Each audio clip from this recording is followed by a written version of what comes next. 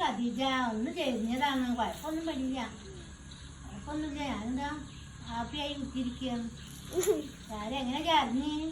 അത് നാട്ടുകാരിങ്ങനെ പറഞ്ഞെടുക്കും. പിന്നെ ഒരു കറമ്പ് കിട്ടിയാൽ മതിയല്ല. ആ ഐഷൊക്കെ അവിടെ എല്ലായിടത്തും പറയാ. അവർക്ക് കാക്കളെ കൊണ്ട് കിട്ടാൻ കിട്ടിയാൽ മതിയാണ്, അവിടുന്ന് പരത്തുള്ളൂ. എവിടെ വീണത്? അത് നീ കൊല്ലായ്മ വെല്ലണ്ട് ഇറങ്ങിയതാ, കുഴപ്പമൊന്നുമില്ല, ഒരു കുഴപ്പമില്ല. ഞാനത് ഹാപ്പിയായി കുത്തി ഉസാറായി കുത്തിയിരിക്കുന്നതാ. ഇതൊക്കെ എന്താ ഒരു വഴിയൊക്കെ മറന്നല്ലേ? കൊറേ ആയാലും കൊറേ തിരക്ക്. എന്താ മാപ്പിള വന്നാ? മാപ്പിളൊന്നും വന്നിട്ടില്ല. കുട്ടികളൊക്കെ സ്കൂളൊക്കെ പോക്ക് തുടങ്ങിയാ? ആ തുടങ്ങി. നിങ്ങളെ പേരക്കുട്ടികൾ വന്നാ? പേരക്കുട്ടികളൊക്കെ വന്ന് പോയി. സ്കൂളുള്ളതല്ലേ, സ്കൂള് മദ്രസൊക്കെ. അപ്പൊ ഒരു 2 ദിവസം നിന്ന് പോയി. നിങ്ങളാ മോന്റെ ഭാര്യ പ്രസവിച്ചെന്ന് പറഞ്ഞു. അത് പ്രസവിച്ച് 5-6 മാസമായിരിക്കുന്നു. ഇപ്പൊ അറിയണോളൂ ഇത്. ഇവിടൊന്നും വരാറില്ലേ?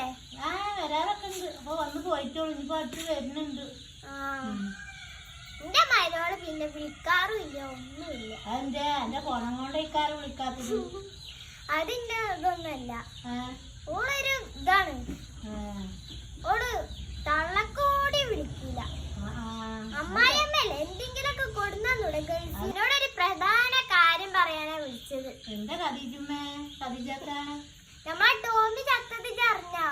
പറഞ്ഞെടുത്തിരുന്നു. അതൊക്കെ ആൾക്കാര് പറയും, എണീമ്പത്തിന് അതും പറയും. ഐഷാനെ പിടിച്ചിട്ട് ഒന്നോട്ട് കൊടുക്കണം. ഓളെ മാപ്പിള കൊടുത്തോളൂ. നമ്മ ഒരാള് പറയാനും പോണ്ട, കൊടുക്കാനും പോണ്ട. എന്റെ ഉമ്മ വരാറുണ്ടോ? വരാറൊക്കെ ഉണ്ട്. എന്നാ ഞാൻ പോയിട്ടാ? പോയിട്ടോ. എന്റെ പണം കൊണ്ട് ഞാൻ വരോളൂ വർത്താനം പറയാത്തത്. അന്ന് സ്വഭാവം നന്നു.